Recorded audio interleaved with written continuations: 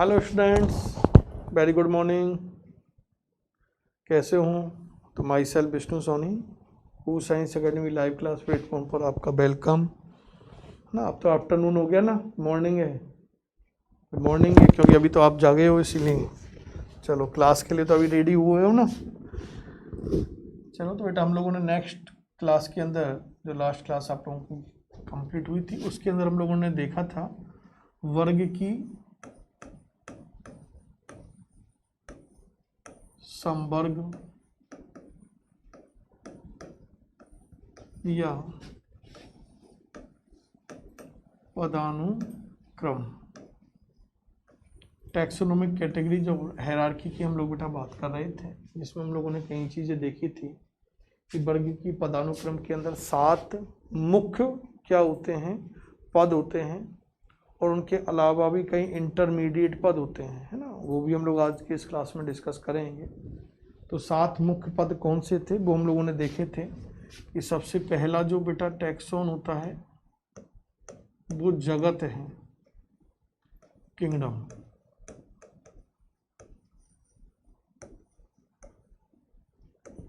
दूसरा आपके प्रभाग अथवा संघ होता है, डिवीजन और फाइलम।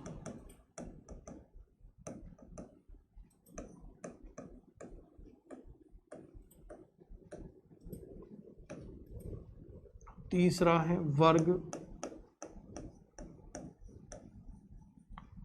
चौथा है गण, ऑर्डर, कुल, फैमिली,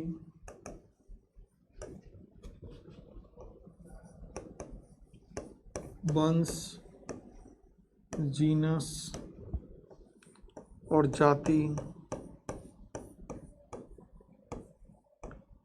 स्पीशीज। क्लियर बेटा? ये हम लोगों ने लास्ट क्लास में मेंशन किए थे, और इसमें हम लोगों ने देखा था कि जाति के जो सदस्य होते हैं इनके अंदर बेटा सर्वाधिक समानताएं पाई जाती हैं, और जगत के जो सदस्य होते हैं उनके अंदर सर्वाधिक असमानताएं, भिन्नताएं पाई जाती हैं। लेकिन अब हम लोग ये कह रहे हैं कि जैसे ही हम लोग बेटा नीचे से ऊपर की ओर चलते हैं, यानी जाति से वंश, कुल, गण, वर्ग, प्रभाग, जगत, वर्गकों की ओर जाते जाते हैं, तो प्रत्येक टैक्सोन पर जो समानताएं होती हैं उन समानताओं में क्या होती है, कमी आती है, क्योंकि जाति के सदस्यों के अंदर बेटा सर्वाधिक समानताएं पाई जाती हैं, जबकि आप लोगों के जगत के सदस्यों के अंदर सर्वाधिक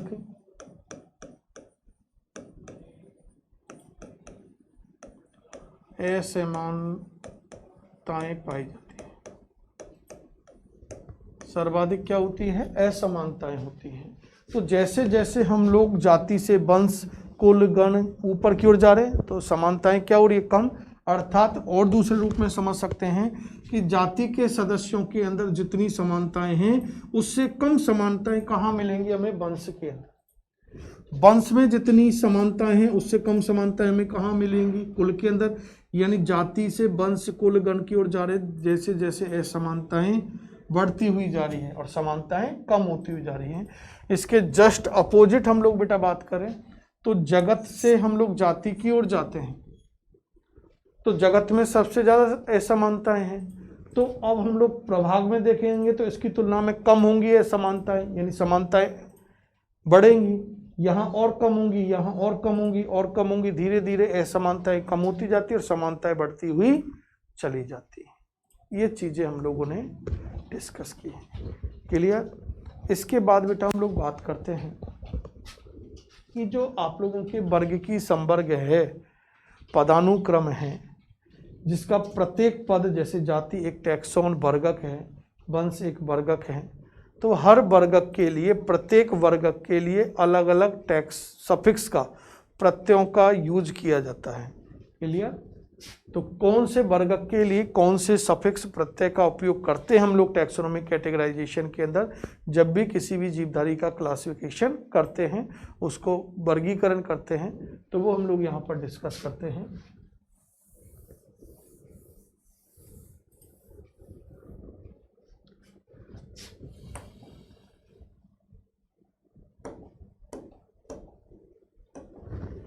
तो यहाँ तो इधर आप लोग क्या लिखेंगे,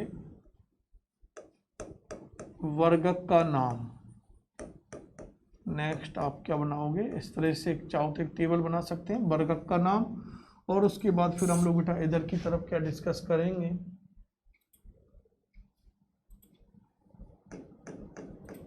वर्गक के लिए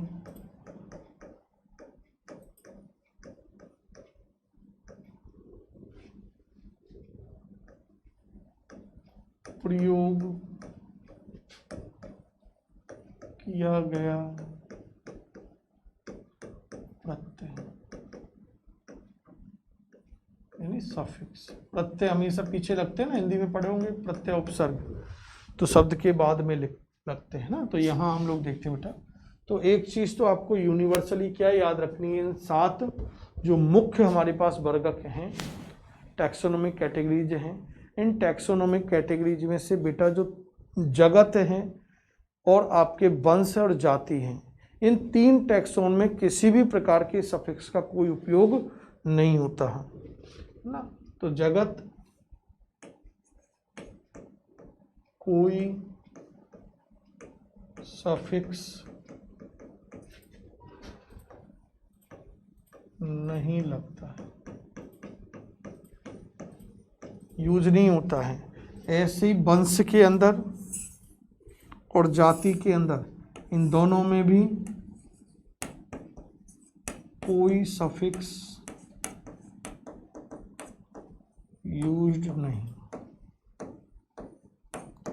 अब शेष जो बचे हुए हैं उनकी हम लोग बात करें, तो हमारे पास क्या है बेटा, प्रभाग या संघ ना, डिवीजन और फाइलम है। तो डिवीजन के अंदर बेटा हम लोग जिस सफिक्स का यूज करते हैं वो है आपके फाइटा। फाइटा सफिक्स यूज किया जाता है, जैसे कई जगह पर पढ़ के आए थे ना plant group, bryophyta, pteridophyta, Spermatophyta, Thallophyta, तो यूज हुआ था ना।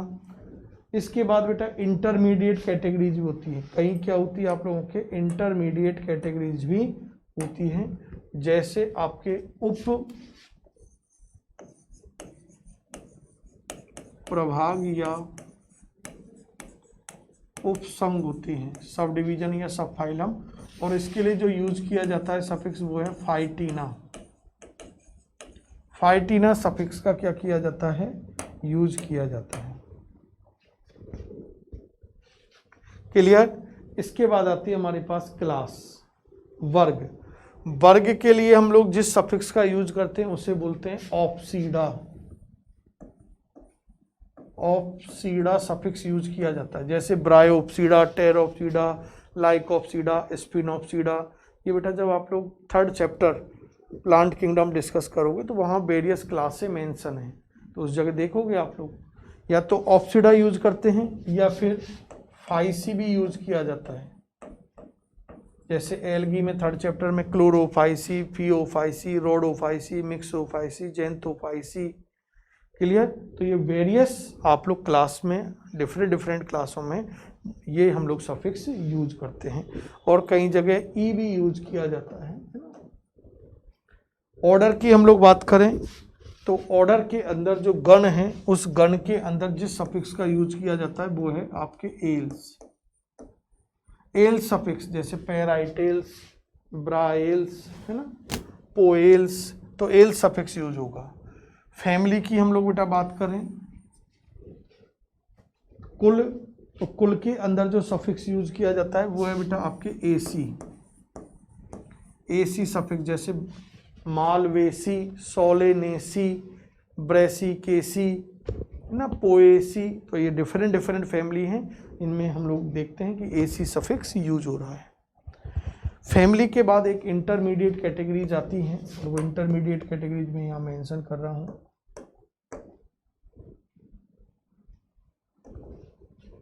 और वो आपके सब फैमिली उपकुल, और उपकुल के अंदर जिस सफिक्स का हम लोग यूज करते हैं वो है बेटा आपके ऑयडी।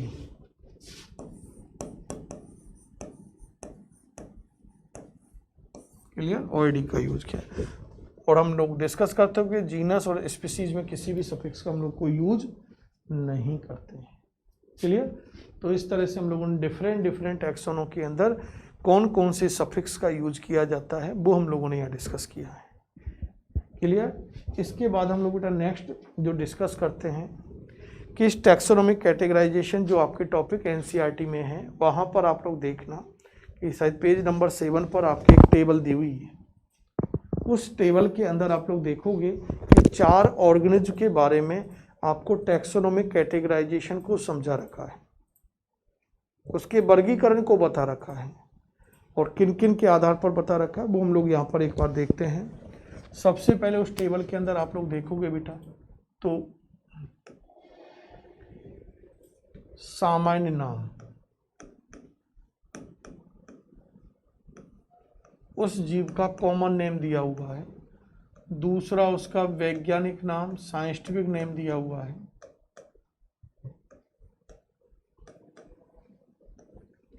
वैज्ञानिक नाम के बाद बात करेंगे तो वंश, जीनस दिया हुआ है।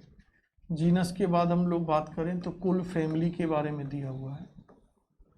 कुल के बाद बात करें अपन लोग तो गण के बारे में दिया हुआ है, ऑर्डर के बारे में, फिर वर्ग, क्लास के बारे में दे रखा है और लास्ट में आपके दिया हुआ है संघ या प्रभाव के बारे में। क्लियर बेटा, इस तरह से देखना आप लोग, ये एक टेबल बनी हुई है, वही सेम टेबल हम लोग यहाँ पर डिस्कस कर रहे हैं।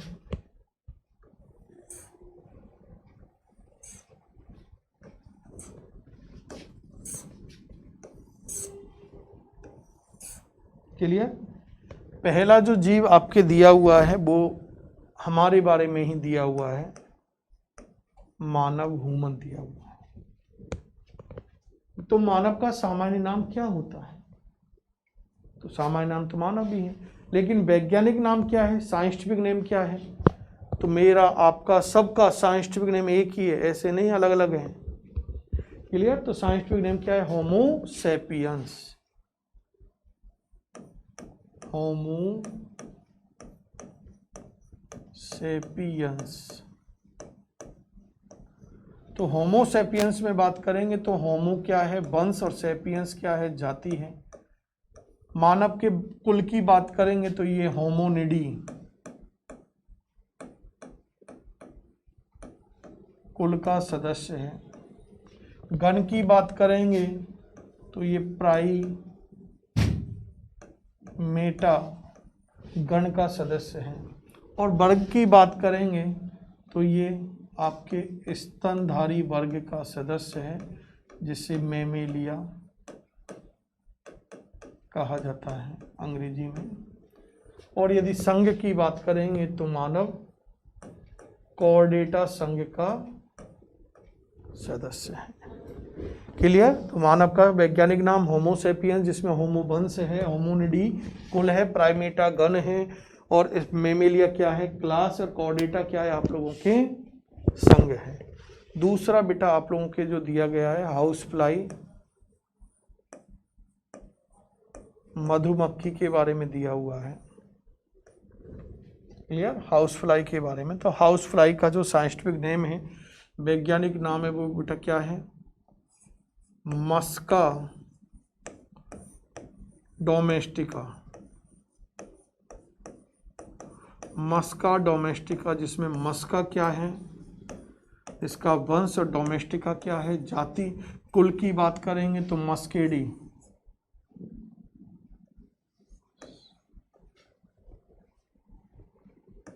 मस्केडी। और गण की बात करेंगे तो ये आप लोगों के बेटा, इसका गण क्या है, डिप्थेरा।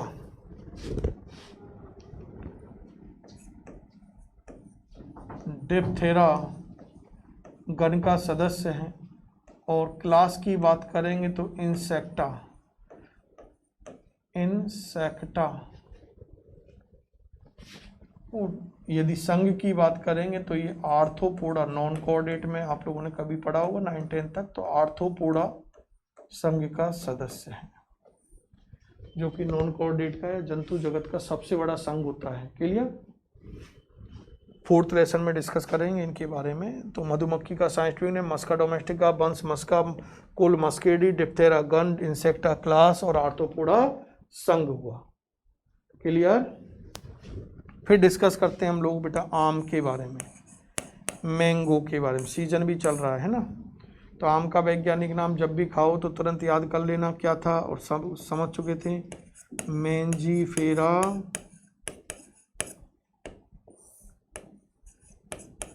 इंडिका।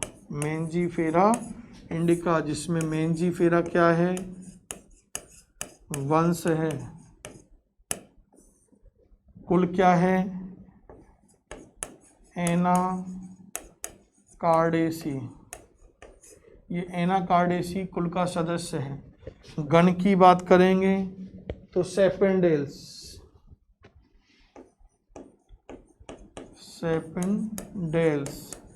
सेपेंडेल्स गण का सदस्य है।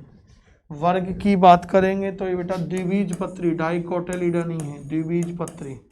याद आया? बेसिक में कल क्लियर करा के आया हूं ना आपको, द्विबीजपत्री डाइकोटिलीडनी की पादपों को क्या किया गया है, कोटिलीडन की संख्या के आधार पर 2 भागों में बांटा गया था, एक मोनोकोटिलीडनी और एक डाइकोटिलीडनी, एक द्विबीजपत्री और एक बीजपत्री।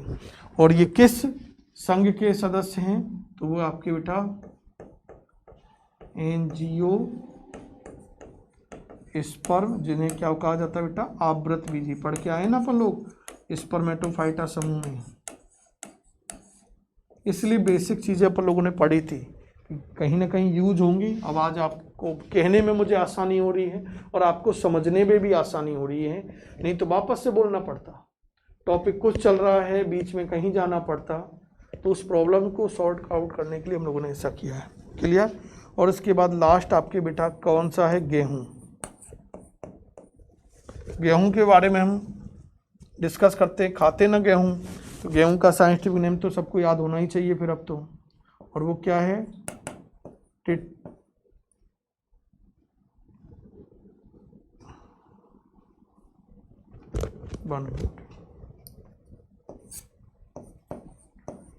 टिट्रिकम एस्टिवम, जिसमें टेट्रिकम क्या है बेटा, वंश है। यदि कुल की बात करें तो पोएसी या ग्रेमनी कुल का सदस्य है, और गण की कुल हो गया पोएसी या ग्रेमनी। गण की बात करेंगे तो पोएल्स, गेहूं पोएल्स गण का सदस्य है। वर्ग की बात करेंगे तो ये किसका है, एक बीजपत्री, मोनोकोटिलीडनी क्लास का मेंबर है। और संघ की बात करेंगे तो वही आप लोगों के बेटा एंजियोस्पर्म आवृत बीजी। तो इस तरह से बेटा आप लोगों के एनसीईआरटी में टेबल दे रखी है, इस टेबल से आपके क्वेश्चन क्रॉस कर सकता है, किसी भी रूप में क्वेश्चन आ सकते हैं। हो सकता है मे भी यही कि ये टेबल देखे कहीं पर ABCD देखे आपसे आइडेंटिफाई करवा लें। क्लियर? तो ये याद होना चाहिए। जैसे कहीं पर आपको सपोज करो ये यहाँ हटा दिया और यहाँ A लिख दिया, क्या लिखोगे इसकी जगह, तो ये कुल है, मधुमक्खी के कुल के बारे में पूछा तो वो क्या था, मस्केडी कुल, है ना। ऐसे आपके यहाँ से हटा दिया सपोज करो तो संघ क्या लिखेंगे, आर्थ्रोपोडा।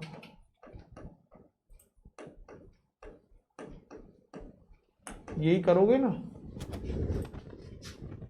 तो इस तरह से बेटा आप लोगों को ये 4 जो आप लोगों के दिए हुए हैं ये बिल्कुल याद हो जाने चाहिए। क्लियर? उंगलियों पे याद हो जाने चाहिए, रटने से काम नहीं चलेगा। 1-2 बार प्रैक्टिस करना, जिस तरह से मैंने आपको बोला है ऐसे आप लोग 1-2 बार सेम डे ही इसको रिवाइज करो, बार बार उसको इरेज करो, इरेज करके खुद फिलअप करो, तो अच्छा कंसेप्ट क्लियर होता है।